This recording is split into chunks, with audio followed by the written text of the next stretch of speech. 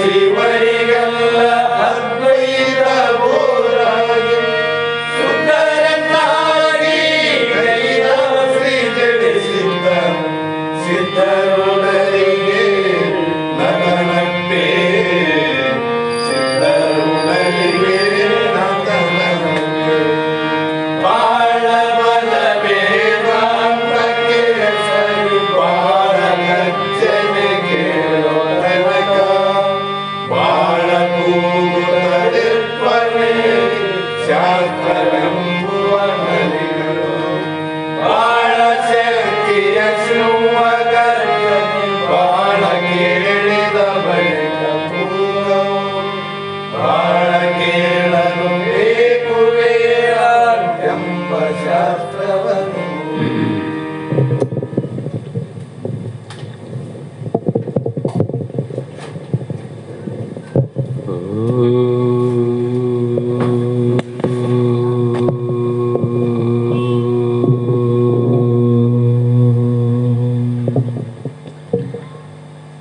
अनंत जन्म संप्राप्त कर्म बंध विदायिनी आत्म ज्ञान प्रदाने तस्मै श्री गुरुवे नमः।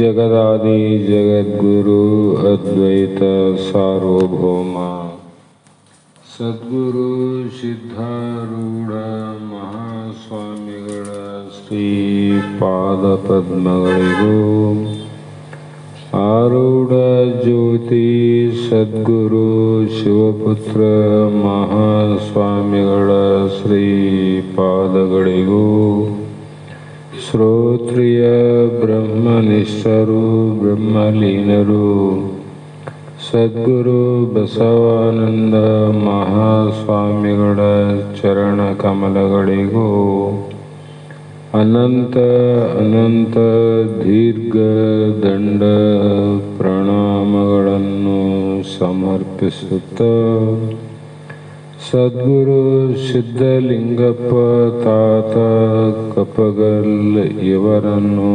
ಮನದೋಳು ಧ್ಯಾನಿಸುತ್ತ ತಮ್ಮೆಲ್ಲರಿಗೂ ವಂದಿಸುತ್ತ ಈ ದಿನ ಶ್ರೀಮದ್ ಭಗವದ್ಗೀತೆಯ 8ನೇ ಅಧ್ಯಾಯ ಪ್ರಾರಂಭದ ಪ್ರಥಮ ಶ್ಲೋಕವಾಗಿದ್ದು, ಹಿಂದೆ ಜರಾಮರಣ ಮೋಕ್ಷಾಯ ಮಮಾಶ್ರಿತ ಯತಂತಿಯೇ ತೇ ಬ್ರಹ್ಮ ತದ್ವಿರಿ ಅಂತ ಕೃಷ್ಣ ಭಗವಂತ ಅರ್ಜುನಿಗೆ ಹೇಳಿದ. ಯಾರು ಈ ಜನನ ಮರಣ ಅನ್ನುವಂಥ ಭವಸಾಗರದಿಂದ ಮುಕ್ತಿಯನ್ನು ಪಡೆಯಬೇಕಾಗಿದ್ದರೆ ನನ್ನನ್ನೇ ಆಶ್ರಯ ಮಾಡಬೇಕು ಅಂತ ಅರ್ಜುನಿಗೆ ಹೇಳ್ತಾ ಬಂದರು. ಅದಕ್ಕಾಗಿ ಮುಂದೆ ಅದು ಹೇಗಿದೆ, ಬ್ರಹ್ಮ ಹೇಗಿದೆ, ಅದು ಭೌತಿಕ ಹೇಗಿದೆ, ಅದು ದೈವಿಕ ಹೇಗಿದೆ ಅನ್ನೋ ವಿಚಾರವನ್ನು ಗಮನದಲ್ಲಿ ಇಟ್ಟುಕೊಂಡಂಥ ಅರ್ಜುನನಿಗೆ ಸಂಶಯ ನಿವೃತ್ತಿಗಾಗಿ ಶ್ರೀಕೃಷ್ಣ ಭಗವಂತ ಇಲ್ಲಿ ಕಿಂ ತತ್ ಬ್ರಹ್ಮ ಕಿಂ ಆಧ್ಯಾತ್ಮಂ ಕಿಂ ಕರ್ಮ ಪುರುಷೋತ್ತಮ ಅಧಿಭೂತಂ ಚ ಕಿಂ ಪ್ರೋಕ್ತಂ ಅಧಿ ದೈವಂ ಕಿಂ ಉಚ್ಯತೆ. ಯಾಕೆ ಕೇಳಿದ ಈ ಮಾತು ಅಂದರೆ,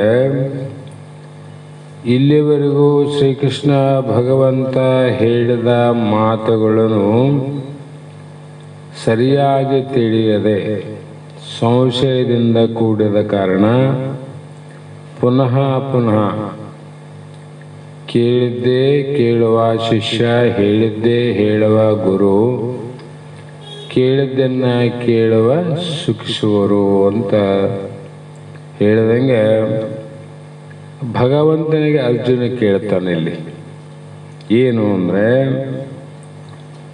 ನೀನು ಇಲ್ಲಿಯವರೆಗೆ ಹೇಳಿದ ಆ ಬ್ರಹ್ಮ ಏನದ ಅದು ಯಾವುದು ಅಂತ ತಿಳ್ಕೋಬೇಕು. ಆಧ್ಯಾತ್ಮ ಅಂದರೆ ಯಾವುದಕ್ಕಂತ ಆಧ್ಯಾತ್ಮ ಅನ್ಬೇಕು? ಎಲ್ಲ ಕಡೆ ಆಧ್ಯಾತ್ಮ ಚಿಂತನೆ ಅನ್ನೋವು ನಡೆದಾವಲ್ಲ, ಇಲ್ಲಂತಲ್ಲ. ಅದರಲ್ಲಿ ಆಧ್ಯಾತ್ಮ ಅಂದರೆ ಯಾವುದು ಮತ್ತು ಇದನ್ನು ಪಡೆಯುವಂಥ ಕರ್ಮ ಯಾವುದು, ಅಧಿಭೂತ ಯಾವುದು ಮತ್ತು ಅಧಿದೈವ ಅನ್ನುವುದು ಯಾವುದು ಅಂತ ಇಲ್ಲಿ ಪ್ರಶ್ನೆಯನ್ನು ಮಾಡಿದಾಗ ಮುಂದೆ ಭಗವಂತ ಉತ್ತರವನ್ನು ಹೇಳಲು ಮುಂದಿನ ಶ್ಲೋಕದಲ್ಲಿ ಅಧಿಯಜ್ಞ ಕಥಂ ಕಹ ಅತ್ರ ದೇಹೇ ಅಸ್ಮಿನ್ ಮಧುಸೂದನ ಪ್ರಯಾಣ ಕಾಲೇ ಚ ಕಥಂ ಜ್ಞೇಯೇ ಅಸಿ ನಿಯತಾತ್ಮಭಿ ಅಂತ ಈ ಶ್ಲೋಕದಲ್ಲಿ ಹೇ ಮಧುಸೂದನ, ಇಲ್ಲಿ ಅಧಿಯಜ್ಞ ಯಾವುದು ಅಂತ ವಿಚಾರ ಮಾಡಿದರೆ ದೇಹೆ ಅಂದರೆ ಈ ಶರೀರದಲ್ಲಿ ಅದು ಯಾವ ಪ್ರಕಾರ ಇದೆ, ಅದೇ ದೈವಗಳು ಶರೀರದಲ್ಲಿ ಯಾವ ಪ್ರಕಾರ ಯಾವ ರೀತಿ ಇದೆ ಮತ್ತು ಅಂತ್ಯಕಾಲದಲ್ಲಿ ನೀನು ಯಾವ ರೀತಿ ನಿನ್ನನ್ನು ತಿಳಿಯಲು ನನಗೆ ಸಾಧ್ಯವಾಗುವುದು ಅಂದರೆ ನಿನಗೆ ಹೇಳ್ತೀನಿ ಕೇಳಿದ್ರು. ಅರ್ಜುನನಿಗೆ ನಿಜವಾಗಿ ಸಂಶಯ ಬಂದದೇನು ಅಂದರೆ ಇಲ್ಲ ಅಂತ. ನಮ್ಮೆಲ್ಲರ ಉದ್ಧಾರಕ್ಕಾಗಿ ಲೋಕ ಕಲ್ಯಾಣಕ್ಕಾಗಿ ಅರ್ಜುನ ನಿಮಿತ್ತ ಮಾತ್ರದಿಂದ ಭಗವಂತನಿಗೆ ಪ್ರಶ್ನೆಯನ್ನು ಮಾಡೋಣ. ಅರ್ಜುನನ ಜ್ಞಾನಕ್ಕೋಸ್ಕರ ಅಲ್ಲ, ನಮ್ಮೆಲ್ಲರ ಉದ್ಧಾರಕ್ಕಾಗಿ ಕೃಷ್ಣ ಭಗವಂತ ಹೇಳುವ ರೀತಿ ಏನಂದರೆ ಇಲ್ಲಿ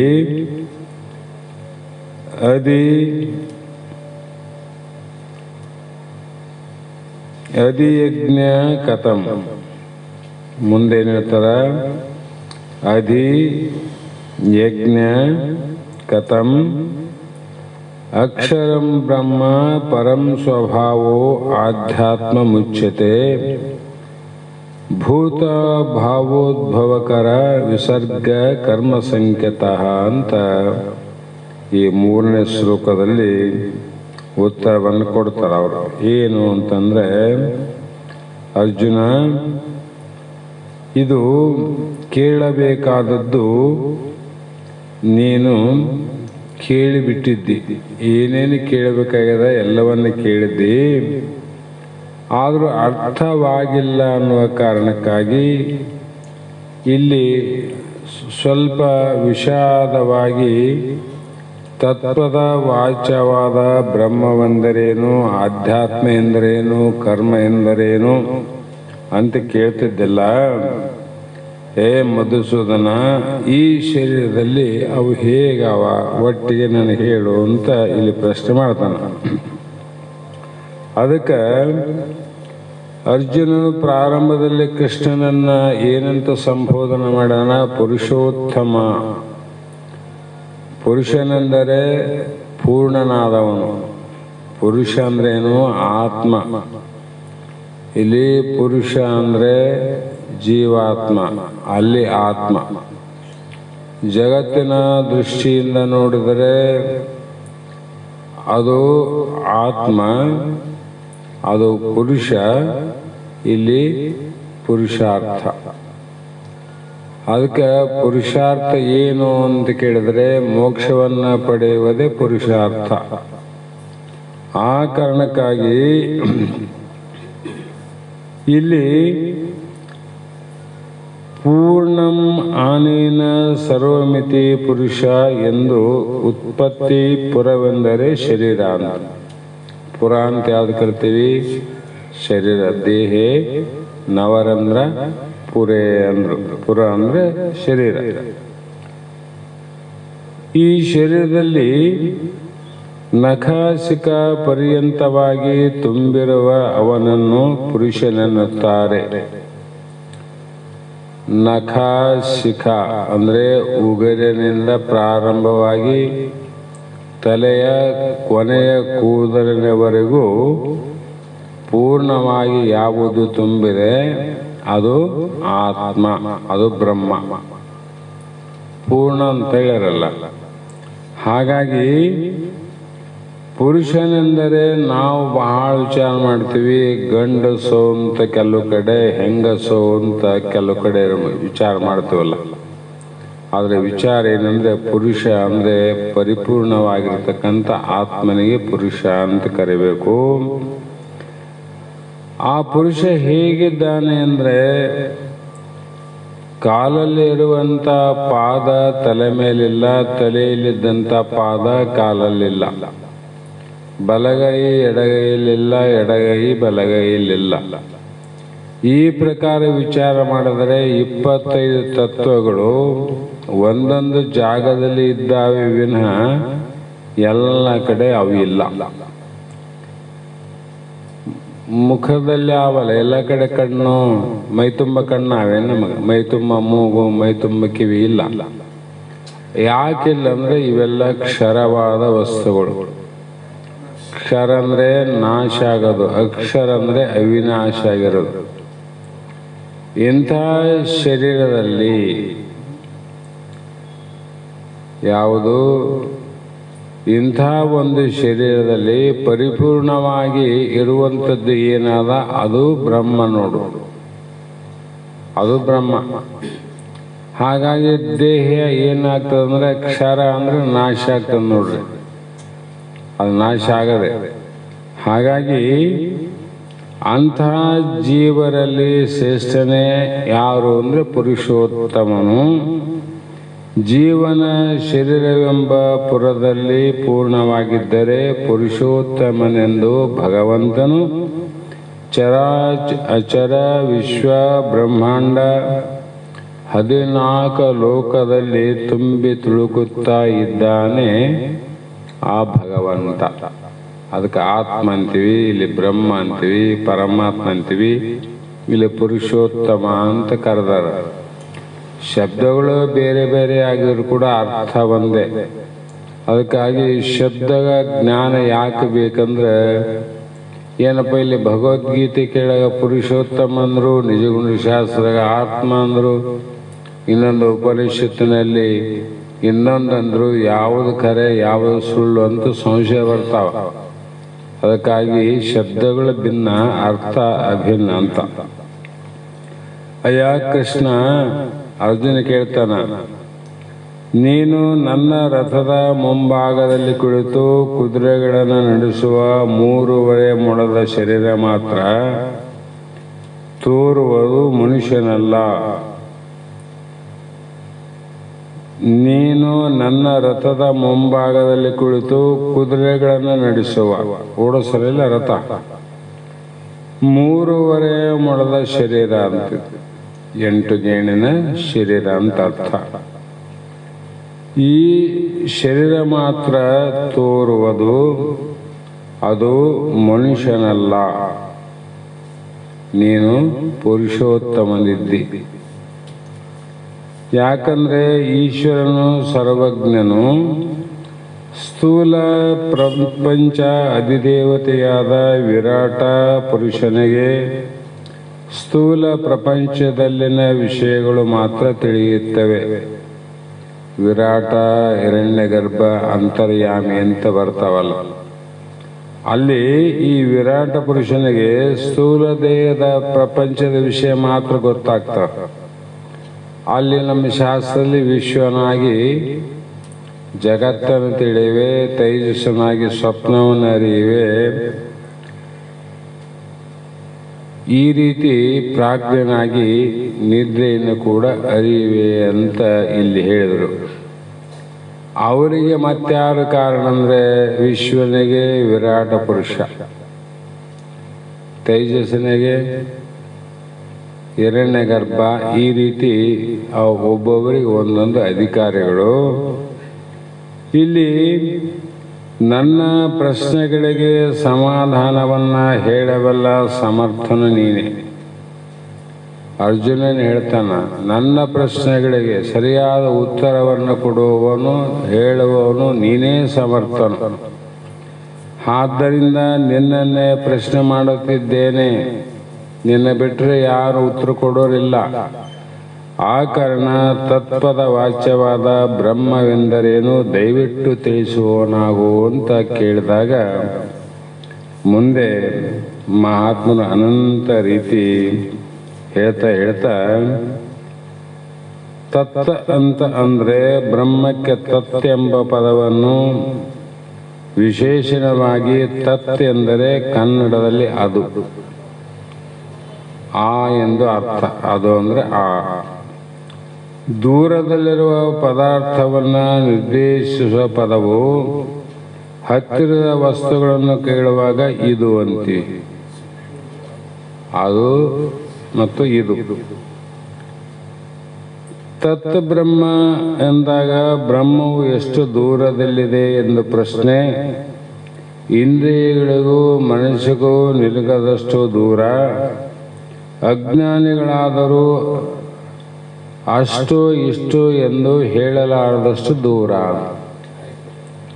ಅಜ್ಞಾನಿಗಳಿಗೆ ಎಷ್ಟು ದೂರ ಅಂದರೆ ನಿನಗೆ ಹೇಳಕ್ಕೆ ಬರಲಾದಷ್ಟು ದೂರ ಇದ್ದೆ ಅಂತಾನೆ.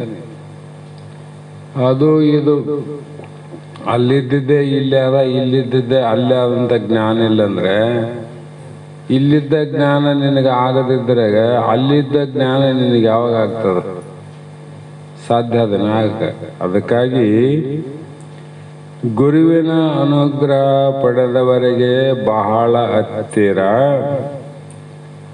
ಯಾಕಂದ್ರೆ ಕಬೀರದಾಸ ಒಂದು ಸೂಕ್ತಿಯನ್ನು ಹೇಳ್ತಾರೆ, ಕೋಟಿ ಜನ್ಮ ಕಾ ಪಂಥ ತಾ ಕ್ಷಣ ಮೇ ಪೋಂಚ ಜಾಯೆ.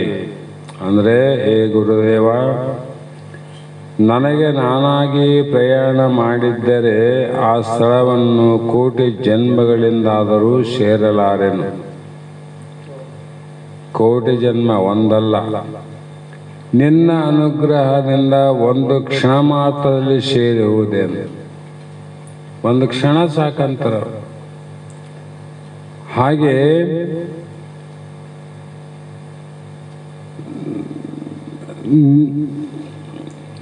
ಒಬ್ಬನು ಕನಸು ಕಾಣ್ತಿದ್ದ. ಕನಸಿನಲ್ಲಿ ಘಟಸರ್ಪ ಒಂದು ಅವನನ್ನು ಹಿಡಿದ. ಎಲ್ಲಿ? ಕನಸಿನಲ್ಲಿ ಘಟಸರ್ಪ. ಅವನು ಹೆದರಿ ಚೀರುತ್ತಿದ್ದಾನೆ. ಆ ಸಮಯದಲ್ಲಿ ಅವನಿಗೆ ಔಷಧಿ ಕೊಡಬೇಕೆ, ಮಂತ್ರ ಹಾಕಿಸಬೇಕೆ, ಯಾವುದು ಬೇಡ, ಎಚ್ಚರಗೊಳಿಸಿಬಿಟ್ಟರೆ ಸಾಕು, ಅವನ ಅಬ್ಬರ ನಿಂತು ಹೋಗುತ್ತದೆ. ಎಲ್ಲಿ? ಕನಸಿನ ಘಟಸರ್ಪ. ಅವನಿಗೆ ಭಯ ಆಗ್ಯದ. ಆ ಭಯವಕ್ಕ ಮಂತ್ರ ಹಾಕ್ಬೇಕು, ಔಷಧ ಕುಡಿಸ್ಬೇಕು, ಮತ್ತು ಎಚ್ಚರ ಮಾಡ್ಬೇಕು ಅವನ್ನ ಅಂದಾಗ, ಅಲ್ಲಿ ಅವನು ಎಚ್ಚರ ಮಾಡಿದಾಗ ಮಾತ್ರ ಅವನು ಮೊದಲಿನಂತೆ ನಿರ್ಭೀತನಾಗ್ತಾನ. ಹಾಗೆ ಅದೇ ರೀತಿ ಜೀವನು ಅಜ್ಞಾನ ನಿದ್ರೆಯಲ್ಲಿ ಬಿದ್ದು ವಿವಿಧ ವಿಚಿತ್ರ ಸ್ವಪ್ನಗಳನ್ನು ಕಾಣುತ್ತಾದಾನೆ. ಅಜ್ಞಾನವೇ ಇಲ್ಲಿ ಸ್ವಪ್ನ. ನಾವು ಎಚ್ಚರದಾಗ ಅಜ್ಞಾನ ಅದಲ್ಲ, ಅದೇ ಸ್ವಪ್ನ ಅಂತ. ಏನು ಅಂದರೆ ದೇಹವನ್ನು ಘಟಸರ್ಪ ಹಿಡದಂತ ಅಲ್ಲಿ ಭಯ ಆಗ್ಯದಲ್ಲ. ದೇಹವು ನಾನೆಂದು, ಜಗತ್ತು ನಿಜವೆಂದು, ಅಸತ್ಯವನ್ನು ಸತ್ಯವೆಂದು, ಅನಿತ್ಯವಾದದ್ದನ್ನು ನಿತ್ಯವೆಂದು, ಅನಾತ್ಮವನ್ನು ಆತ್ಮವೆಂದು ಇಲ್ಲಿ ಕನವರಿಸಲು ಅಂದರೆ ಸ್ವಪ್ನ ಬಿದ್ದಿದೆ. ಎಷ್ಟು ಸ್ವಪ್ನ ಬಿದ್ದ ನೋಡಪ್ಪ.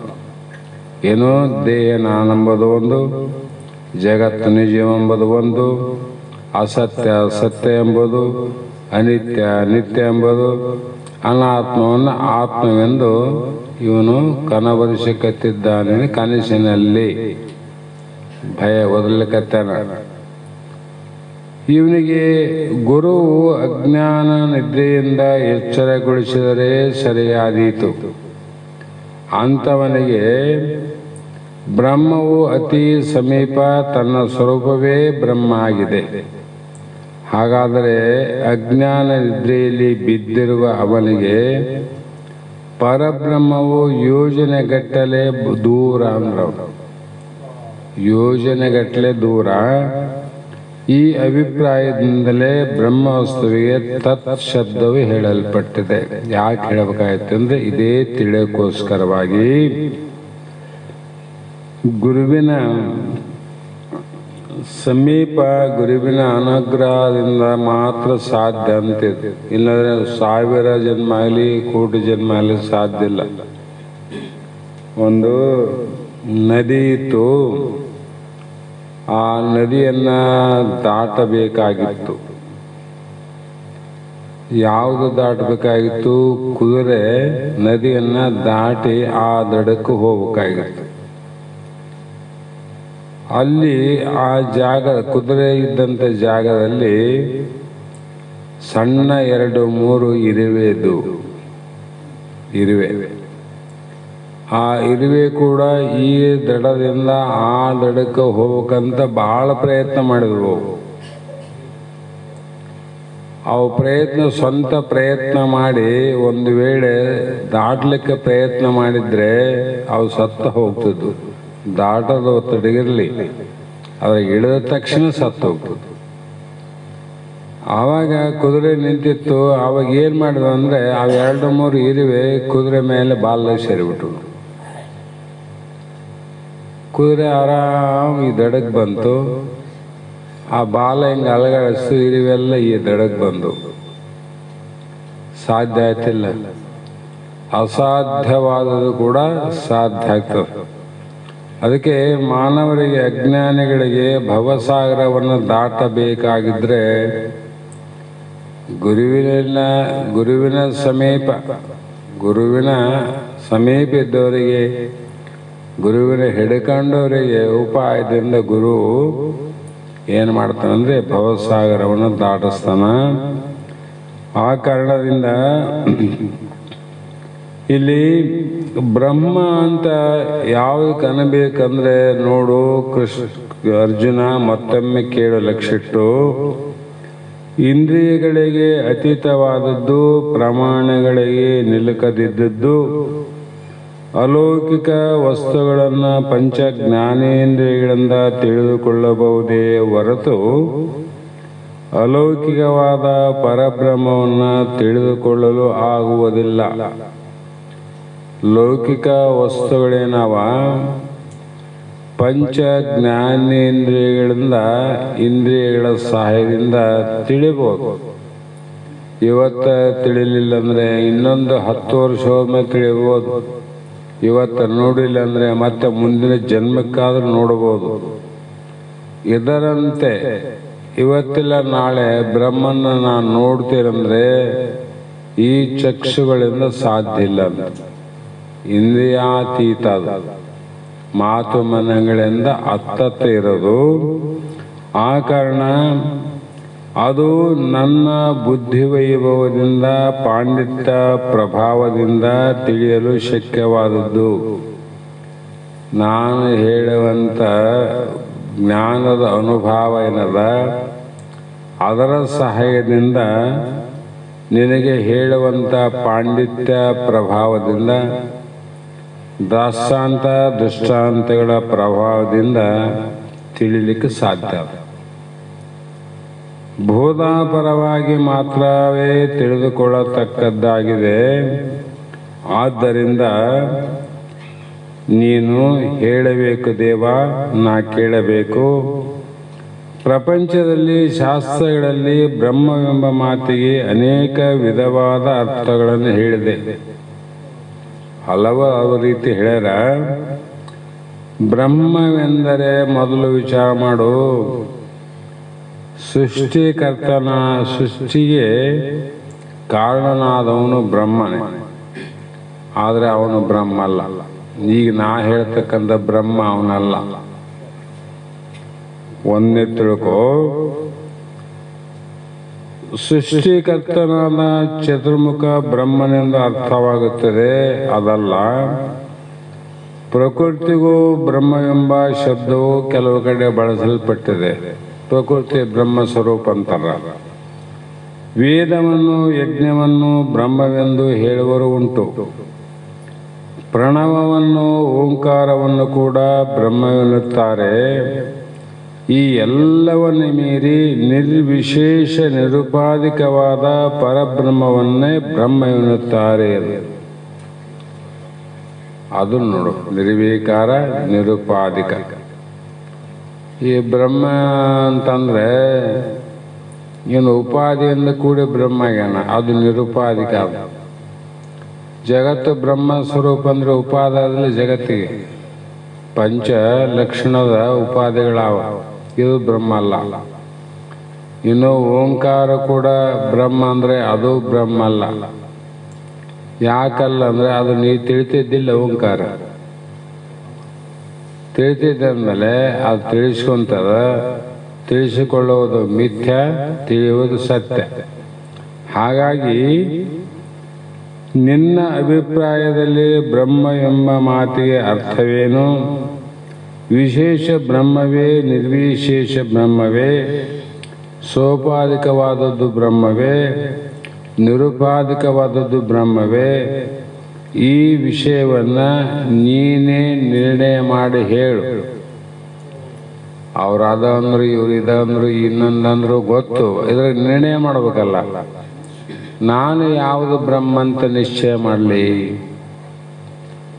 ಅದಕ್ಕೆ ನನಗೇನು ಗೊತ್ತಿಲ್ಲದವನು, ನೀನೇ ನಿರ್ಣಯ ಮಾಡಿ ಇದಕ್ಕೆ ಬ್ರಹ್ಮ ಅನ್ನಬೇಕಂತ ಹೇಳು ಅಂತೇಳಿ ಅಂದಾಗ, ಮತ್ತೆ ಆಧ್ಯಾತ್ಮವೆಂದರೇನು ಇವೆಲ್ಲ ವಿಚಾರಗಳನ್ನು ಕೇಳ್ತಾ ಬಂದಾಗ ಅಲ್ಲಿ ಮಹಾತ್ಮ ಹೇಳಿದ್ದು, ಅಕ್ಷರಂ ಬ್ರಹ್ಮ ಪರಮಂ ಸ್ವಭಾವೋ ಆಧ್ಯಾತ್ಮ ಮುಚ್ಯತೆ ಅಂತ ಮೂರನೇ ಶ್ಲೋಕದಲ್ಲಿ, ಅಕ್ಷರಂ ಬ್ರಹ್ಮ ಪರಂ,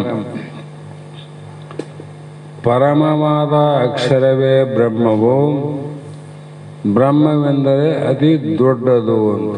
ಹಿಂಗನ ತಿಳ್ಕೊ, ಹಂಗನ ತಿಳ್ಕೊ.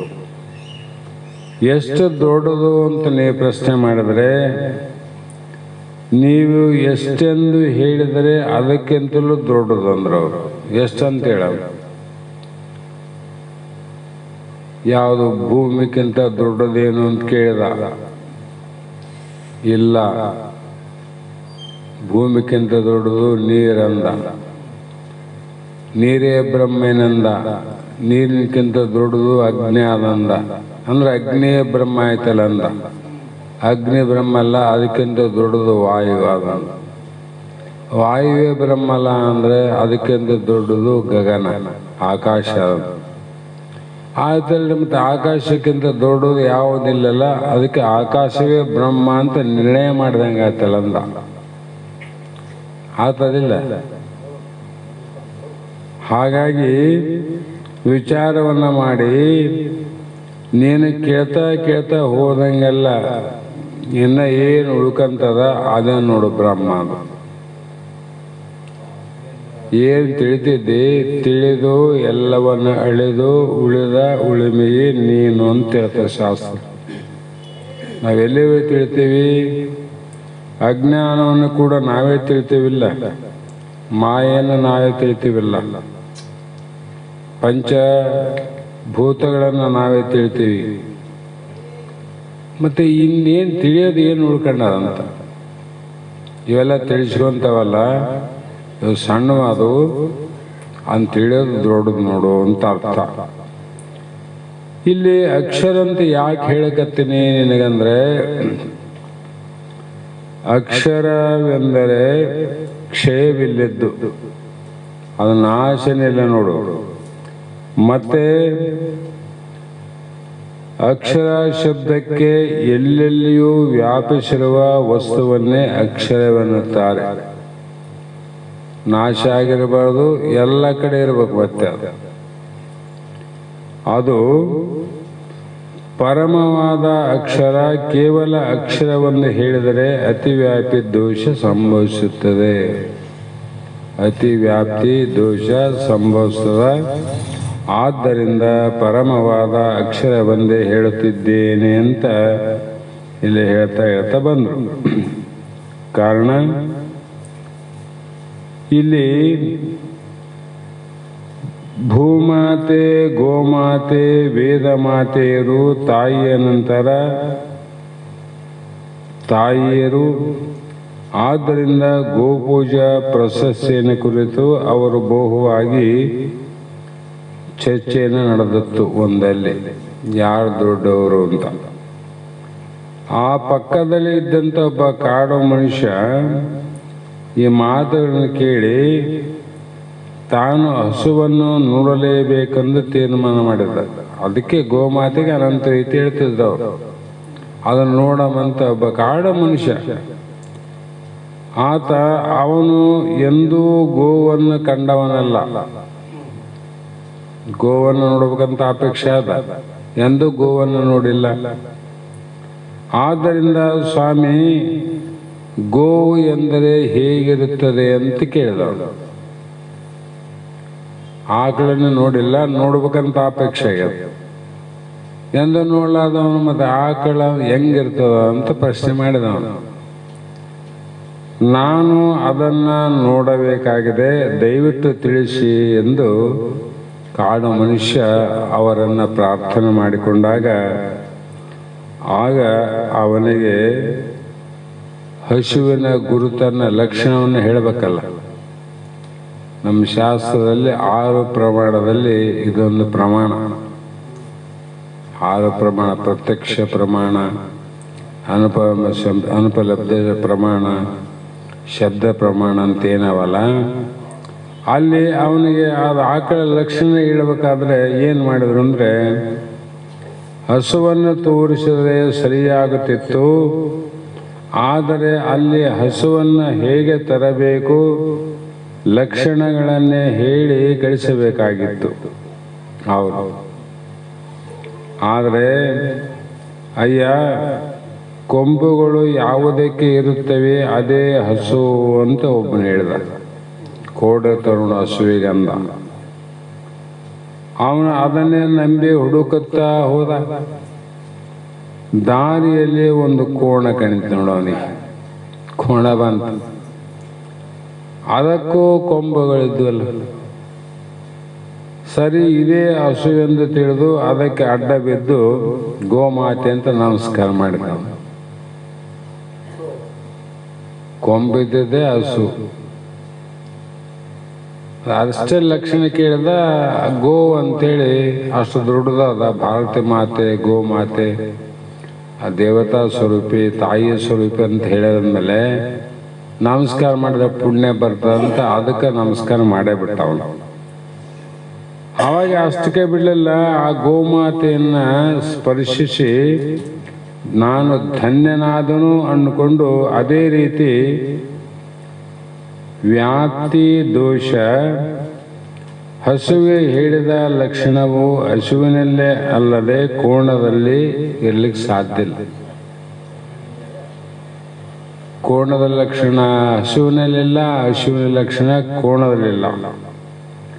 ಹೀಗೆ ಅಕ್ಷರದ ಲಕ್ಷಣ ಕ್ಷರದಲ್ಲಿಲ್ಲ, ಕ್ಷರದಲ್ಲಿ ಅಕ್ಷರ ಲಕ್ಷಣ ಇಲ್ಲ. ಬ್ರಹ್ಮನ ಲಕ್ಷಣ ದೇಹದಲ್ಲಿ ಆದೇನು? ದೇಹ ನಾಶ ಆಗ್ತದ, ಸತ್ತು ಹೋಗ್ತದ. ಮತ್ತೆ ಇದೇ ದೇಹ ಆತ್ಮ ಅಂದರೆ ಕೋಣನೆ ಹಸು ಅಂತ ಅಡ್ಡ ಬಿದ್ದಂಗೆ ಆಗ್ತದ. ಕೋಣನೆ ಹಸು ಅಂದಂಗ. ಆ ಕಾರಣಕ್ಕಾಗಿ ಇಲ್ಲಿ ಕೊಂಬುಗಳು ಗೋವಿಗಷ್ಟೇ ಅಲ್ಲ, ಕೋಣಕ್ಕೂ ಉಂಟು. ಇದೇ ವ್ಯಾಪ್ತಿ ದೋಷವು ಗಂಗೆ ಚರ್ಮ ಇರುವುದು ಗೋವೆಂದರೆ ಅದು ಅಸಾಧಾರಣ ಲಕ್ಷಣ. ಇವೆಲ್ಲ ಲಕ್ಷಣ ಹೇಳ್ಕೊಂತ ಹೋಗ್ತಾರೆ. ಒಬ್ಬರು ದಾರಿ ಹಿಡಿದು ಹೊರಟಿದ್ದ, ಊರಾಗ ಮಂದಿ ಕುಂತಿದ್ರು. ಎಂದೂ ನೋಡ್ಲಾರ್ದವನು ಇದೇ ಪ್ರಶ್ನೆ ಮಾಡಿದ.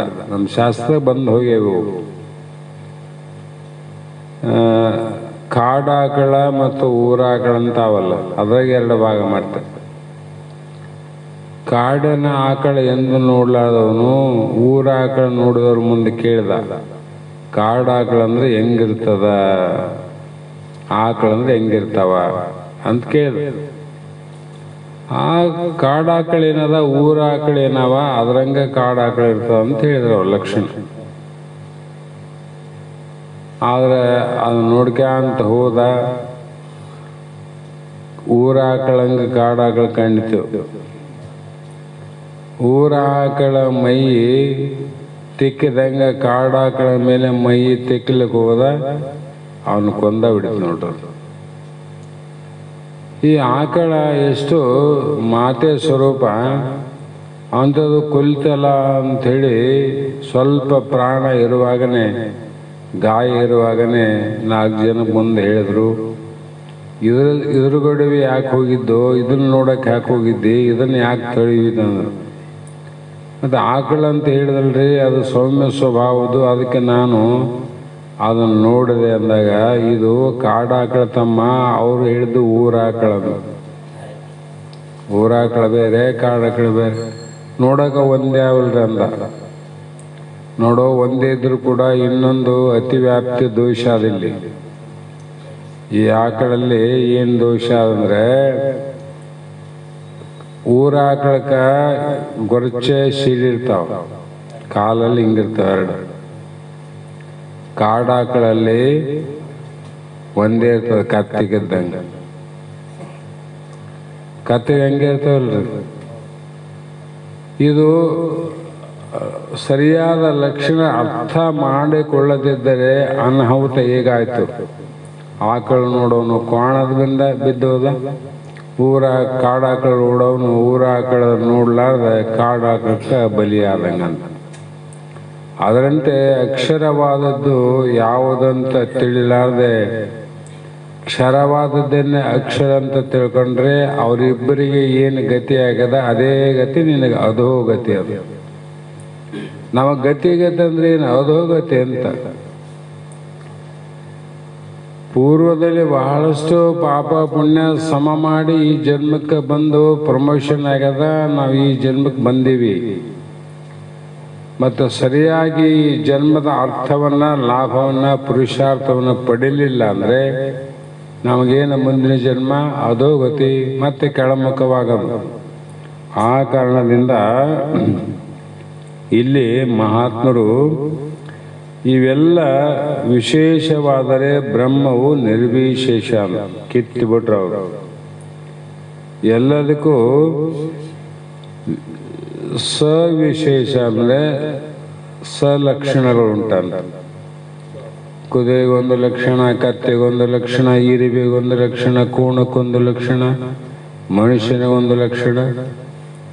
ಆದರೆ ಇಲ್ಲಿ ನಿರ್ವಿಶೇಷ, ಲಕ್ಷಣ ಇಲ್ಲದೆ ಇದು ಹೇಗೆ ಅಂತ ಲಕ್ಷಣ ಕೊಟ್ಟು ಪ್ರಮಾಣ ಕೊಟ್ಟು ಹೇಳಲಿಕ್ಕೆ ಬಾರದು ಯಾವುದು ಇದೆಯೋ ಅದು ಬ್ರಹ್ಮ. ಅದು ನೋಡು ಬ್ರಹ್ಮ. ಹಾಗಾಗಿ ಇಂಥ ಬ್ರಹ್ಮವನ್ನ, ಈ ಲಕ್ಷಣದಿಂದ ಇರುವಂಥ ಬ್ರಹ್ಮ, ಲಕ್ಷಣ ಅನ್ನಬಾರದು, ನಿರ್ಲಕ್ಷಣ ಅನ್ಬೇಕದು. ನಿರ್ಲಕ್ಷಣನೇನೆಂದು ಅಂತ ತಿಳಿದುಕೊಂಡಂಥ ಯೋಗಿಗಳು, ಇಂಥ ನಿರ್ಲಕ್ಷಣವಾದ ಬ್ರಹ್ಮವನ್ನು ತಿಳಿದುಕೊಂಡ ಯೋಗಿಗಳು ಜನ್ಮ ಅಂದರೆ ಹುಟ್ಟುವುದು, ಜರ ಅಂದರೆ ಮುಪ್ಪಾಗೋದು, ಮರಣ ಅಂದರೆ ಸಾಯುವುದು, ಇದರಿಂದ ಮುಕ್ತಿಯನ್ನು ಹೊಂದಿ ನನ್ನಲ್ಲಿ ಐಕ್ಯವಾಗುವರು. ಅವರಲ್ಲಿ ಯಾರೆಲ್ಲ ಐಕ್ಯ ಆಗ್ತಾರೆ? ನನ್ನಲ್ಲಿ ಐಕ್ಯ ಆಗ್ತಾರೆ. ಅಂದರೆ ಎಂಥವ್ರು ಆಗ್ತಾರೆ ಅಂದರೆ, ನನ್ನ ಲಕ್ಷಣವನ್ನು ತಿಳಿದು ನನ್ನನ್ನು ಕಂಡವರಿಗೆ. ನಾನು ನಿರ್ಲಕ್ಷಣೀನಿ, ಕಾಣದಷ್ಟು ಸುಲಭ ಅಲ್ಲ. ನಾನು ಕಂಡೆ ನೀ ಕಂಡೆ ಅಂತ ಹೇಳೋರು ಭಾಳ ಮಂದಿ ಜಗತ್ತಿನಲ್ಲಿ. ತುಂಬೆ ತುಳುಕದ ನಾನು ಕಂಡೆ ನೀನು ಕಂಡೆ. ಅವರು ಹೇಳ್ತಾರೆ ಮಹಾತ್ಮರು, ಆವ ಕಣ್ಣಲ್ಲೇ ನೋಡಿದ ಬ್ರಹ್ಮ ಅಂತ ಸರ್ಪಭೂಷಣ ಶಿವಿಗಳು ಡಂಗೂರು ಸಾರಿದ. ಇದು ನಿಜಗಳು ಸ್ಪಷ್ಟವಾಗಿ ಉತ್ತರ ಕೊಟ್ಟಾರ. ಆ ಶಾಸ್ತ್ರ ಸರಿಯಾಗಿ ತಿಳ್ಕೋಬೇಕು, ಗುರುಮುಖಂದು ತಿಳಿರ್ಬೇಕು. ಅವರು ಸುಮ್ಮನೆ ಏನೋ ನಾವು ತಿಳ್ಕೊಂಡು ಹೇಳ್ತೀವಿ ಅಂದರೆ ಅಷ್ಟು ಸಮಂಜಸ ಅಲ್ಲ. ಹಿಂಗೆ ಆಗ್ತಾವ, ಅತಿವ್ಯಾಪ್ತಿ ದೋಷ ಬಂದು ಏನೇನೋ ಕಲ್ಪನೆ ಆಗ್ತಾವ. ನಿನ್ನೋಳ್ ಈಹದು ಸತ್ಯ ಪದ ಅದು, ಅನುಭವದಿ ನೋಡೋ ನಿಜ ನೀನೇ ಮುಕ್ತ ಅಂತ. ನಮ್ಮಲ್ಲಿ ಆದಂದ್ರೆ ನಾನೇ ಇದ್ದೀನಿ ಅಂತ. ನಾನೇ ಇದ್ದು ನನ್ನನ್ನು ನಾ ಮರೆತು ಮತ್ತೆ ನನ್ನನ್ನು ಹುಡುಕ್ತೀನಂದ್ರೆ ಮೂರ್ಖ ಅಂತ. ಅದಕ್ಕೆ ದಶಮ ಪುರುಷ ಅಂದ್ರ ಶಾಸ್ತ್ರಗಳಲ್ಲಿ ದಶಮ ಪುರುಷನೇ ಅರ್ಥ. ಅದಕ್ಕೆ ಅರ್ಜುನ ಆಧ್ಯಾತ್ಮವೆಂದರೇನೆಂದಲ್ಲವೇ ಕೇಳಿದ್ರೆ ಆಧ್ಯಾತ್ಮ ಅಂದ್ರೆ ಏನಂತ. ಇದು ಪದಾರ್ಥ ವಿಮರ್ಶೆಗೆ ಸಂಬಂಧಿಸಿದ ವಿಷಯವಾಗಿದೆ. ಸಾಧಾರಣವಾಗಿ ಎಲ್ಲರೂ ತಿಳಿದುಕೊಳ್ಳುವ ವಿಷಯವಿದಲ್ಲ. ಅಧಿಕಾರಿಯಾದವನು ಮಾತ್ರ ತಿಳಿದುಕೊಳ್ಳುತ್ತಾನೆ. ತತ್ಪದಾರ್ಥ ವಿಷಯದಲ್ಲಿ ಕ್ಲಿಷ್ಟವಿಲ್ಲ, ಅದೇ ಮಾಡಲು ಕಷ್ಟ ಇಲ್ಲ, ಶ್ರದ್ಧೆ ಇದ್ರೆ ಸಾಕಂದ್ರು. ಇದನ್ನ ಪದಾರ್ಥ ತಿಳಿಲಿಕ್ಕೆ ಭಾಳ ಕಷ್ಟ ಏನಲ್ಲ, ಶ್ರದ್ಧೆ ಇರಬೇಕಲ್ಲ, ನಂಬಿಕೆ. ಶಾಸ್ತ್ರ ಎಲ್ಲಿ ಇರಬೇಕು? ಶಾಸ್ತ್ರ ಉಪನಿಷತ್ತುಗಳಿಂದ ತತ್ಪದಾರ್ಥ ಬ್ರಹ್ಮವಿಂತಹುದೆಂದು ನಂಬಿ ತಿಳಿದುಕೊಳ್ಳುತ್ತಾನೆ. ಪದಾರ್ಥವು ಹಾಗಲ್ಲ. ತತ್ವದ ತಿಳಿಬೇಕಾದ್ರೆ ಶಾಸ್ತ್ರಗಳು ಬೇಕು, ಶಾಸನಗಳು ಬೇಕು. ಅದನ್ನು ತಿಳಿಬೇಕಾದ್ರೆ ಆದಷ್ಟು ಕಷ್ಟ. ಪದಾರ್ಥ ಆಗಲ್ಲ, ಆದಷ್ಟು ಕಷ್ಟ ಬೇಕಿಲ್ಲ. ಅಂದ್ರೆ ಏನ್ ಬೇಕು ಇದಕ್ಕೆ ಅಂದ್ರೆ, ಇಲ್ಲಿ ಶಾಸ್ತ್ರ ಶಕ್ತಿಗಳಿಂದ ವಿಚಾರ ಶಕ್ತಿ ಇರ್ಬೇಕಂತ. ಶಾಸ್ತ್ರ ಭಾಳ ಹೇಳಿದವು, ವಿಚಾರ ನಮ್ಮಲ್ಲಿ ಬರಲಿಲ್ಲ ಅಂದ್ರೆ ಆಗ ಅಂಥ ಅಧಿಕಾರಿ ಇಲ್ಲಿ ವಿಚಾರ ಮಾಡಬೇಕಲ್ಲ. ದೇಹ ನಾನಲ್ಲ, ಇಂದ್ರಿಯ ನಾನಲ್ಲ, ಇದು ನಾನಲ್ಲ, ಇದು ನಾನಲ್ಲ, ಇದು ನಾನಲ್ಲ ಅಂತ ನೀನು ಗಟ್ಟಿ ವಿಚಾರ ಆದ್ರೆ ಇದು ನಾನಲ್ಲ ಅಂತ ತಿಳಿಯಕ್ಕೆ ಬರ್ತದೆ. ಬರೀ ಶಾಸ್ತ್ರ ಹೇಳಿ ತಿಳಿಯಕ್ಕೆ ಬರ್ತದೆ. ಅದನ್ನು ತಿಳಿಬೇಕಾದ್ರೆ ಬೇಕು, ಇದನ್ನು ತಿಳಿಬೇಕಾದ್ರೆ ನಿನ್ನ ವಿಚಾರ ಶಕ್ತಿ ಬೇಕು. ಅಂಥ ಅಧಿಕಾರಿಯಾಗಿದ್ದಾಗಲೇ ಪದಾರ್ಥ ಶೋಧನೆ ಮಾಡಬಲ್ಲವನಾಗುತ್ತಾನೆ. ಅಂಥ ಅಧಿಕಾರಿ, ಉಳಿದವರು ಮಾಡೋಕ್ಕಾಗೋದಿಲ್ಲ ಅಂತ. ಸ್ವಭಾವವು ಆಧ್ಯಾತ್ಮ ಮುಚ್ಯತೆ. ಸ್ವಭಾವವೇ ಆಧ್ಯಾತ್ಮವೆಂದು ಹೇಳಲ್ಪಡುತ್ತದೆ. ಯಾವುದರ ಸ್ವಭಾವ ಅಂದರೆ, ಇದಕ್ಕೆ ಮುಂಚೆ ಹೇಳಿದ ಬ್ರಹ್ಮದ ಸ್ವಭಾವವೇ ಆಧ್ಯಾತ್ಮ ಎನಿಸಿಕೊಳ್ಳುತ್ತದೆ. ಮೊದಲು ಹೇಳಿನಲ್ಲ, ಪುರುಷಾರ್ಥ ಅಂತ ಹೇಳಿದ. ಪುರುಷ ಅಂದ್ರೆ ಬ್ರಹ್ಮ, ಪುರುಷಾರ್ಥ ಅಂದ್ರೆ ಜೀವ. ಬ್ರಹ್ಮನ ಸ್ವಭಾವನೆ ಜೀವನಲ್ಲಿ ನಾವಿಲ್ಲ, ಬೇರೆ ಜೀವನಲ್ಲಿ ಅದರಲ್ಲಿದ್ದ ಸ್ವಭಾವ ಇದರಲ್ಲಾದ, ಇದರಲ್ಲಿದ್ದ ಸ್ವಭಾವ ಅದರಲ್ಲಾದ. ಅದಕ್ಕೆ ಜೀವನ ಹೇಳಿದ್ರು ಶಾಸ್ತ್ರ, ನೀನು ಹುಟ್ಟವನಲ್ಲ, ಸಾಯವನಲ್ಲ. ಯಾಕೆ ಬ್ರಹ್ಮನ ಸ್ವಭಾವ ನಿನ್ನೆಲ್ಲ ಅಂದರೆ, ಬ್ರಹ್ಮಗೆ ಇರುವಂಥದ್ದು ಎಲ್ಲವೂ ನಿನ್ನಲ್ಲಿರ್ತಾವ, ನಿನ್ನಲ್ಲಿದ್ದು ಎಲ್ಲವೂ ಬ್ರಹ್ಮನಲ್ಲಿರ್ತಾವ. ಅವನ ಸ್ವರೂಪ ನಾನಂತಿದ್ದಿ, ಅವನು ಸಾಯೋದಿಲ್ಲ, ನಾ ಸಾಯ್ತೀನಂದ್ರೆ ಹಂಗಾಗಿ ಆ ಸ್ವಭಾವೇ ನೀನಿದ್ದಿ. ಇದೇ ನೋಡು ಆಧ್ಯಾತ್ಮ ಅಂದ್ರೆ. ಇದಕ್ಕೆ ಆಧ್ಯಾತ್ಮ, ಇದ್ದಕ್ಕಿದ್ದಂಗೆ ತಿಳಿಯುವುದು ಆಧ್ಯಾತ್ಮ. ಸಾಮಾನ್ಯ ವಿಷಯವಾಗಿ ತಿಳಿಬೇಕು, ಇದ್ದಕ್ಕೆ ಇದ್ದಂತೆ ತಿಳಿಯುವುದು ಅದು ಆಧ್ಯಾತ್ಮ. ಇದ್ದಕ್ಕಿದ್ದಂಗೆ ತಿಳಿದ ಯಾವುದ್ರಿ? ಕಂಚಿಗೆ ಗಂಟೆ ಎಂದಂತೆ, ಕಟ್ಟಿಗೆ ಕದ ಕಿಡಿಕೆ ಎಂದಂತೆ, ಮಣ್ಣಿಗೆ ಮಡಿಕೆ ಎಂದಂತೆ, ಬಂಗಾರಕ್ಕೆ ಆಭರಣವೆಂದಂತೆ. ಇವು ಸರಿಯಾದೆಲ್ಲ ಉದಾಹರಣೆ. ಗುಡಿಯಲ್ಲಿ ಹೋಗಿ ನಾವು ಗಂಟೆ ಬಾರಿಸ್ತೀವಿ, ಅದಕ್ಕೆ ಗಂಟೆ ಅಂತೀವಿ. ಅದು ಕಂಚ, ಅದು ಗಂಟೆ ಅದೇನಲ್ಲಿ. ಕಂಚಿಗೆ ನಾವು ಗಂಟೆ ಅಂತೀವಿ. ಕಟ್ಟಿಗೆ ಕದ ಅಂತೀವಿ ನೋಡ್ರಿ. ಕದ ಹಾಕ್ರಿ. ನಾವು ಹೋಗುವಾಗ ಬರುವಾಗ ಏನೋ ಸ್ವಲ್ಪ ಬಡಿತು ಅಂದ್ರೆ ಏನಾಯ್ತು? ಕದ ಬಡಿತು. ಕದ ಬಡಿತದ? ಕದ ಇಲ್ಲೇ ಇಲ್ಲ ಅಲ್ಲಿ.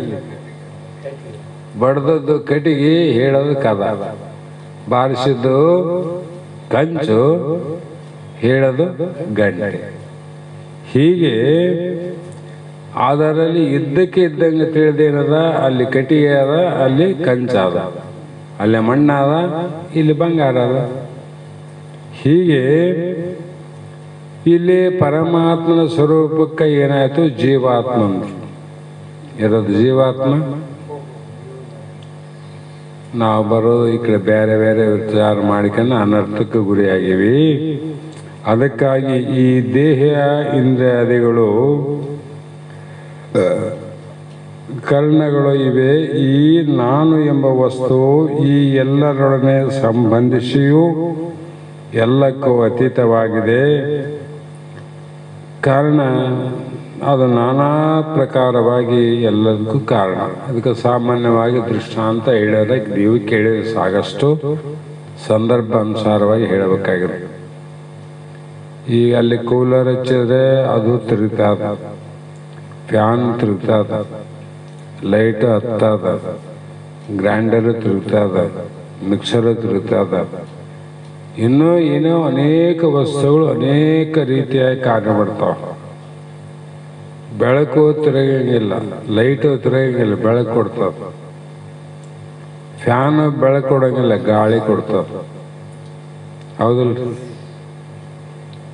ಆದರೆ ಮೂಲ ಎಲ್ಲದಕ್ಕೆ ಕಾರಣ ಯಾವುದು?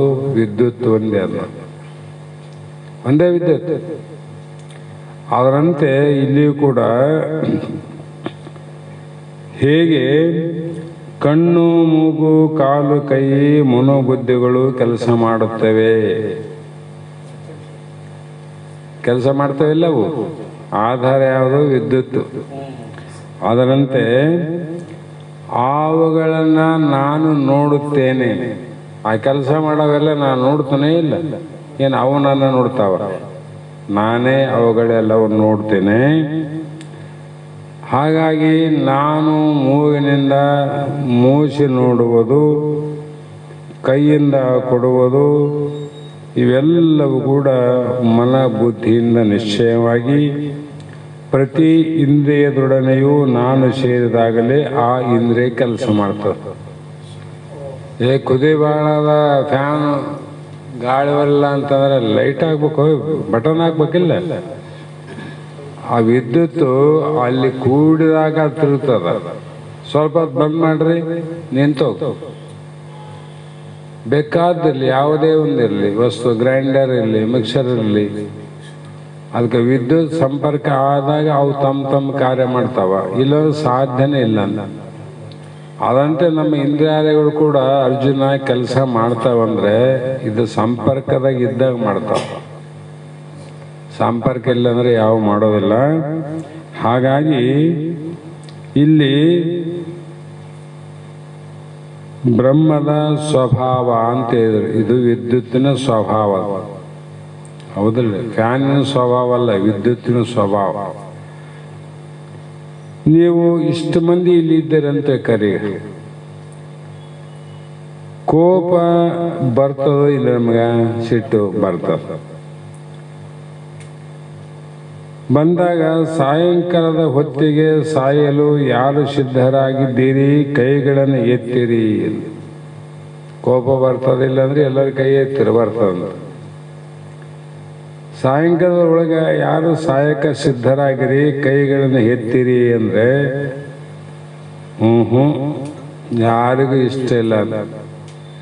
ಯಾರನ್ನ ಎತ್ತಾರ? ಇಲ್ಲ. ಅಂದ್ರೆ ಸಾಯಲಿಕ್ಕೆ ನಮಗೆ ಇಷ್ಟ ಇಲ್ಲ, ಸಾಯಲಿಕ್ಕೆ ಇಚ್ಛೆ ಇಲ್ಲ, ಸಾಯುವ ಪ್ರಯತ್ನ ಅಪೇಕ್ಷೆ ನಮಗಿಲ್ಲವೇ ಇಲ್ಲ. ಯಾಕಂದ್ರೆ ನಾವು ಯಾಕೆ ಸಾಯಲಿಕ್ಕೆ ನಮಗೆ ಇಷ್ಟ ಇಚ್ಛೆ ಇಲ್ಲ ಅಂದ್ರೆ ನಮ್ಮೆಲ್ಲರ ಬಯಕೆ ನಾವು ನಿತ್ಯವಾಗಿರ್ಬೇಕೆಂಬುದೇ ಆದ. ಸಾಯ್ಬೇಕೆಂಬುದು ಯಾರಿಲ್ಲ, ನಿತ್ಯವಾಗಿ ಇರಬೇಕು ಅಂತ ಆದ. ಅಂದಾಗ ಇಲ್ಲಿ ಇಷ್ಟವಿಲ್ಲದ ಮಾತ್ರಕ್ಕೆ ಸಾವು ತಪ್ಪಿದೆ. ಇಷ್ಟ ಇಲ್ಲ, ಇಷ್ಟ ಆದ ಇಷ್ಟಂತೂ ಯಾರಿಗಿಲ್ಲ. ಇಲ್ಲಿ ಇವನಿಗೆ ಸಾಯಕ್ಕೆ ಇಷ್ಟಿಲ್ಲ ಬಿಡಪ್ಪ ಅಂತೇಳಿ ಯಾರನ್ನ ಸಾಯುವಿನಿಂದ ತಪ್ಪಿಸಿದಾರೇನು? ಯಾರಿಗೂ ಸಾಧ್ಯ ಇಲ್ಲ. ಯಾಕಂದ್ರೆ ಈ ರೀತಿಯಾಗಿ ಹೋದಂಥ ಅನಂತ ಮಂದಿ ಮಹಾತ್ಮರಲ್ಲಿ ರಾಮನು ಹೋದ, ಕೃಷ್ಣನು ಹೋದ, ಬುದ್ಧನು ಹೋದ, ಶಂಕರನು ಹೋದ, ಗಾಂಧೀಜಿ ಹೋದ, ರಮಣ ಮಹರ್ಷಿ ಹೋದ, ಪರಮಹಂಸರು ಹೋದ್ರು, ವಿವೇಕಾನಂದರು ಹೋದ್ರು, ಎಷ್ಟು ಮಂದಿ ಹೋಗ್ಯಾರಿಲ್ಲ. ನಾವು ಹಿಂದೆ ಸಾವಿನ ಹಿಂದೆ ನಾವು ತಪ್ಪದೆ ಹೋಗಬೇಕು. ಯಾರಿಗೆ ತಪ್ಪಿದ್ದಲ್ಲ, ಅದರಿಂದ ಹೋಗೋದು ಕಲಿಬೇಕು. ಆದರೂ ನಾವು ಸಾವಿಗೆ ಸಮ್ಮತಿ ಇಲ್ಲ. ಸಾವು ಬಂದಾಗ ಹೋಗಪ್ಪ ಅಂಬೋರು ಎಷ್ಟು ಮಂದಿ ಯಾರು? ತಪ್ಪಿದ್ದಲ್ಲ ಅಂತ ಗೊತ್ತದ, ಆದ್ರೂ ಎಂದಾದ್ರೂ ಹೋಗೋದಿಲ್ಲಪ್ಪ, ಬಂದದಂದ್ರೆ ಹೋಗಿಬಿಡಮಂತ ತಯಾರಿದ್ದವ್ರು ಎಷ್ಟು ಮಂದಿ ಯಾರು? ಹಾಗೆ ಇದಕ್ಕೆ ಕಾರಣ ಏನಪ್ಪ ಅಂದ್ರೆ ಆತ್ಮನಿಗೂ ಸಾವಿಗೂ ಸಂಬಂಧವಿಲ್ಲ. ಅದಕ್ಕೆ ಅವನು ನಿತ್ಯವಾಗಿರ್ಬೇಕು ಅಂತ ನಾನು ಸಾಯಬಾರ್ದು ಅಂಬವನು ಇವನು ನೋಡು. ಹಾಗೆ ಸಾವು ಯಾರಿಗಿರಿ ಮತ್ತು ಸಾವು ದೇಹಕ್ಕೆ ಮಾತ್ರವೇ, ಆತ್ಮ ನಿತ್ಯ ವಸ್ತು. ಅನಿತ್ಯವಾದ ಅಕ್ಷರ, ನಿತ್ಯವಾದ ಅಕ್ಷರಕ್ಕೆ ಸಾವಿಲ್ಲ. ಅನಿತ್ಯವಾದ ಅಕ್ಷರ ಅನ್ನುವಂಥ ದೇಹಕ್ಕೆ ಸಾವು ತಪ್ಪಿದ್ದಲ್ಲ. ಹಾಗಾಗಿ ನಮಗೆ ಸಾವನ್ನು ಒಪ್ಪಿಕೊಳ್ಳುವುದು ಅಷ್ಟೇ ಅಲ್ಲ, ಆತ್ಮನಿಗೆ ನಿದ್ದೆಯೇ ಇಲ್ಲಂದಾಗ ಸಾವೆಲ್ಲಿದ್ದಾವಂತ. ಆತ್ಮ ನಿದ್ದೆ ಅದ. ಈ ಗುಣಗಳಿಗೆ ಈ ಮೂರು ಶರೀರಕ್ಕೆ ಮಾತ್ರ ಸಂಬಂಧಪಟ್ಟವಿನ ಮೂರು ಅವಸ್ಥೆಗಳು ಒಂದರೊಳಗೊಂದಿಲ್ಲದೆ ಮೂರು ಅವಸ್ಥೆಯನ್ನರಿಯುತ್ತ ಬೇರೆ ಸಾಕ್ಷಿಕ ನೀನಾಗಿದ್ದು ಅಂತ ನಿಜಗೊಂಡು ಹೇಳಿದ್ರು. ಅಂದಾಗ ಸಾವು ಅಂದ್ರೆ ಏನಪ್ಪ, ಇದನ್ನು ಬಹಳ ಚಂದ ತಿಳ್ಕೊಂಡು ಸಾಕು. ಇದು ನಿತ್ಯ ನಿತ್ಯ ಪ್ರಳಯ, ನೈಮಿತ್ತಿಕ ಪ್ರಳಯ, ಮಹಾಪ್ರಳಯ ಅಂತ ಮೂರು ರೀತಿ ಪ್ರಳಯ. ಈ ಜ್ಯೋತಿಷ್ಯಗಳು ಹೇಳ್ತಾವಲ್ಲ, ಇವು ಪ್ರಳಯ ಅಂದ ತಕ್ಷಣ ಮೊನ್ನೆ ಹೇಳ್ಯಾರ ಪ್ರಳಯ ಆಗ್ತದ, ಪ್ರಳಯ ಆಗ್ತದ, ಪ್ರಳಯ ಆಗ್ತದ ಇದಂತೂ ಬಿಟ್ಟು ಬಿಡ. ಒಂದು ವೇಳೆ ಹೇಳಿದ್ರು ಕೂಡ ಪ್ರಳಯದಲ್ಲಿ ಮೂರು ಭಾಗ ಮಾಡಬೇಕು. ನಿತ್ಯ ನಿತ್ಯ ಪ್ರಳಯ ಯಾವುದು? ಪ್ರತಿನಿತ್ಯ ಪ್ರತಿಯೊಬ್ಬರು ನಿದ್ರೆಯಲ್ಲಿ ನಾವು ಎಲ್ಲವನ್ನ ಮರ್ತೀವಿಲ್ಲ, ಅಲ್ಲಿ ಬದುಕಿವೇನು? ನಿದ್ದೆಯಲ್ಲಿ ಯಾರನ್ನ ಬದುಕರೇನ್ರಿ? ಇಲ್ಲ, ಸತ್ಯವಂತ ಆಯ್ತಲ್ಲ. ಇದೇನು ಸಾಮಾನ್ಯ ಸಾವು, ನಿತ್ಯ ನಿತ್ಯ ನಿತ್ಯ ಸಾಯೋದು, ನಿತ್ಯ ಹುಟ್ಟೋದು. ಇದು ಗೊತ್ತೇ ಇಲ್ಲ ನಮಗೆ. ನಿದ್ದೆ ಮಾಡಿದ್ವಿ, ಎಚ್ಚರ ಆಯ್ತು ನಿಂತೀವಿ ಅಷ್ಟೇ. ನಿತ್ಯ ನಿತ್ಯ ಸಾವು. ನೈಮಿತ್ತಿಕ ಪ್ರಳಯ ಅಂದ್ರೆ ಯಾವುದೋ ಒಂದು ಪಂಚಮಹಾಭೂತಗಳಿಂದ, ದೈವಗಳಿಂದ, ಆ ನಿಮಿತ್ತ ಮಾತ್ರದಿಂದ, ಈಗ ಯಾರು ಸಾಯಬಾರದು ಅದು ಅವರ ಸಂಕಲ್ಪನೆ ಇಲ್ಲ, ಅವರ ಆಯುಷ್ಯನೂ ಅಷ್ಟೇ ಇಲ್ಲ. ಈ ಯುದ್ಧ ರಂಗದಲ್ಲಿ 2-3 ದೇಶದ ನಡುವೆ ಸಾವಿರಾರು ಜನ ಸತ್ತೋದ್ರು. ಇದು ನಿಮಿತ್ತ ಪ್ರಳಯ ಅಂತ. ಯಾವುದೋ ಒಂದು ಕಾರಣದಿಂದ ಜಗತ್ತಿನಲ್ಲಿ ಅಲ್ಲೋಲ ಕಲ್ಲೋಲಾಗಿ ಸಾಯುವಂಥದ್ದು ನಿಮಿತ್ತ ಪ್ರಳಯ, ನೈಮಿತ್ತಿಕ. ಯಾವುದೋ ಒಂದು ಕಾರಣದಿಂದ.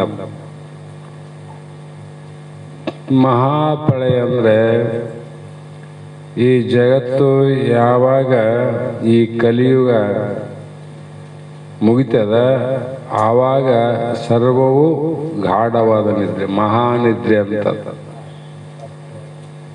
ಮತ್ತೆ ಆ ಪ್ರಳಯ ಆದ್ಮೇಲೆ ಅವಾಗ ಮುಗಿತಲ್ರಿ, ಮುಕ್ತಿ ಆದಂಗೆ ಆಯ್ತಲ್ಲ ಅಂದ್ರೆ, ಇಲ್ಲ ತಮ್ಮ, ನೀನು ಹೆಂಗ ಯಾವ ವಾಸನೆಯಿಂದ ಯಾವ ಪಾಪ ಪುಣ್ಯ ಯಾವ್ಯಾವ ವಾಸನೆ ಇಟ್ಕೊಂಡಿದ್ದಿ, ಅದೇ ವಾಸನೆಯಿಂದ, ಅದೇ ಪಾಪ ಪುಣ್ಯ, ಅದೇ ಬಡವರಿದ್ರೆ ದರಿದ್ರತೆಯಿಂದ ಮತ್ತೆ ಪುನಃ ಉತ್ಪತ್ತಿ ಆಗ್ತದೆ ಮಹಾಪ್ರಳಯ. ನಿದ್ದೆಯಿಂದ ಎಚ್ಚರಾತೀವಿಲ್ಲ.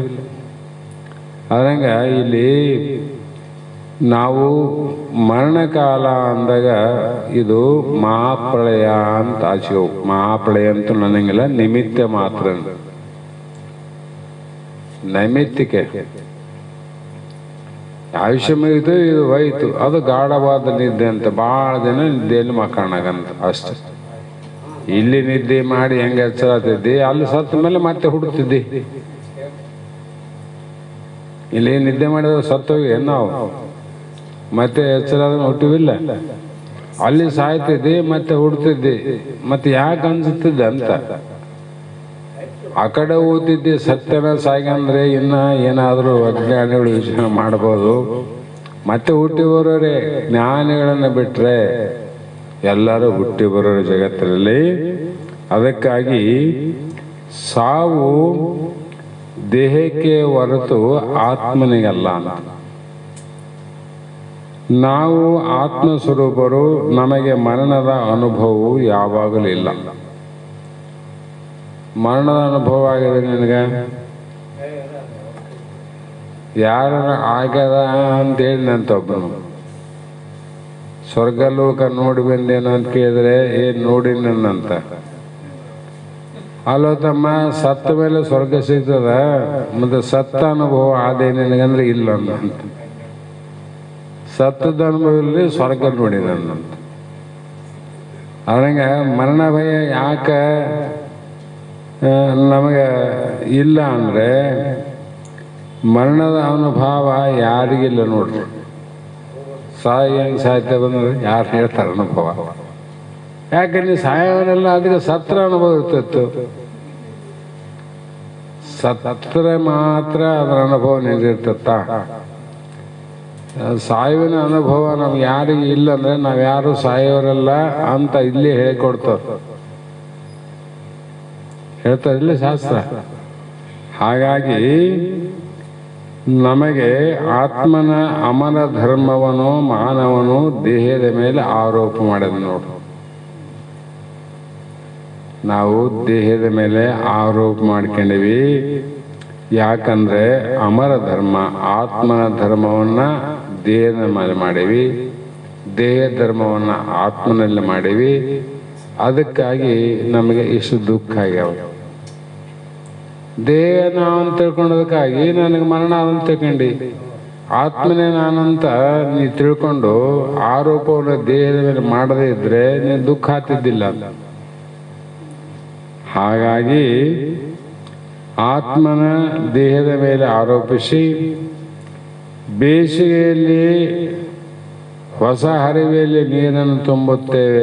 ಇಲ್ಲಿ ಹೊಸ ಗಡಿಯಲ್ಲಿ ಆ ನೀರಿನಿಂದ ಮಡಿಕೆಯ ಮೇಲ್ಭಾಗವು ಕೂಡ ತಣ್ಣಗಾಗ್ತದೆ ನೋಡ್ರಿ. ನೀರು ಒಳಗಾವಿಲ್ಲ, ಮೇಲೇನು ತಣ್ಣಗಾಗ್ತದೆ. ಆದರೆ ಆ ತಂಪಿನದ ಅದು ಮೇಲಿನ ಮಣ್ಣಿಂದಲ್ಲ, ಗಡಿಯದಲ್ಲ. ಗಡಿಯದ ಅದು ಇಲ್ಲ. ಅದರಲ್ಲಿರುವ ನೀರಿನದು, ಅದ್ರ ಒಳಗೆ ನೀರೇ ಅನ್ನವಲ್ಲ, ಅದನ್ನು ಹೀರಿಕೊಂಡು ಮೇಲೆ ತಾನು ತಂಪಾಗ್ತದೆ. ಅದರಂತೆ ನಾವು ದೇಹದ ಮೇಲೆ ಆರೋಪಿಸಿರುವ ಅಮರ ಧರ್ಮವು ದೇಹಕ್ಕೆ ಸೇರಿದ್ದಲ್ಲ. ಇದು ಅಕ್ಷರ ಧರ್ಮ ಅಂದ್ರೇನು? ಹುಟ್ಟು ಸಾವಿನದ, ಅದು ದೇಹ ಧರ್ಮ ಅಲ್ಲ. ಅದು ದೇಹದ ಧರ್ಮ, ಆತ್ಮನ ಧರ್ಮ ಅಲ್ಲ. ಅದು ಆತ್ಮಧರ್ಮ. ಆದ್ದರಿಂದ ಆತ್ಮವು ಯಾವಾಗಲೂ ಇರುವ ವಸ್ತು. ಆ ತಂಪಾದಂಗ ಈ ದೇಹ ಕೂಡ ಹಂಗೆ ಚಂದ ಕಾಣ್ತದೆ ನಮಗೆ.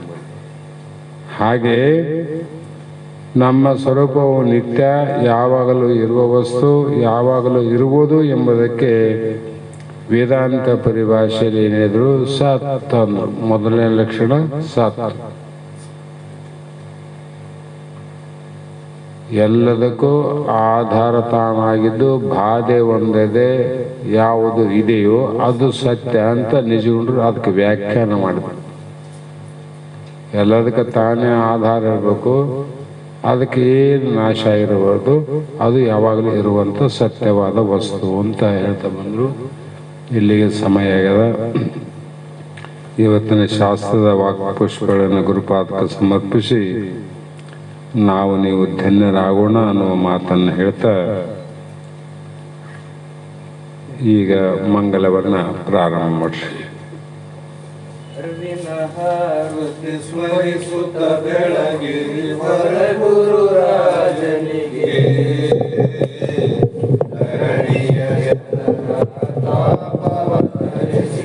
ಗುರು ಶಿವ ಪುತ್ರನಿಗೆ ನಿತ್ಯ ನಿರಂಜನ ನಿರುಪಮನಾದ ಅದ್ವೈತಾಚಾರ್ಯನಿಗೆ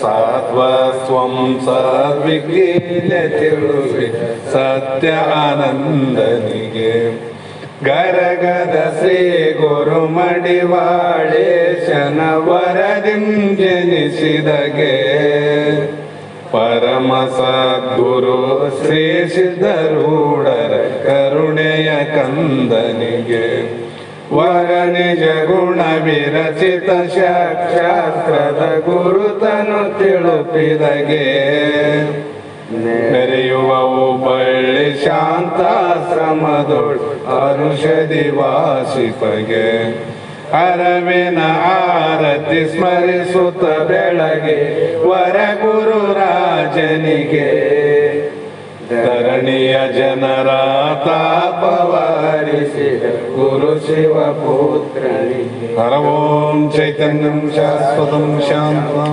ವ್ಯೋಮಾತೀತಂ ನಿರಂಜನಂ ನಾದಬಿಂದು ಕಲಾತೀತಂ ತಸ್ಮೈ ಶ್ರೀ ಗುರುವೇ ನಮಃ. ಜಗದ್ಗುರು ಸಿದ್ಧಾರೂಢ ಸ್ವಾಮರಾಜ್ ಕಿ ಜೈ. ಶ್ರೀ ಸದ್ಗುರು महाराज की जय. श्री सद्गुरु बसवानंद स्वामी महाराज की जय. श्री सद्गुरु अभिनव महाराज की जय. सकल साधु संत महाराज की जय. जय मंगलम. जय पार्वती महादेव.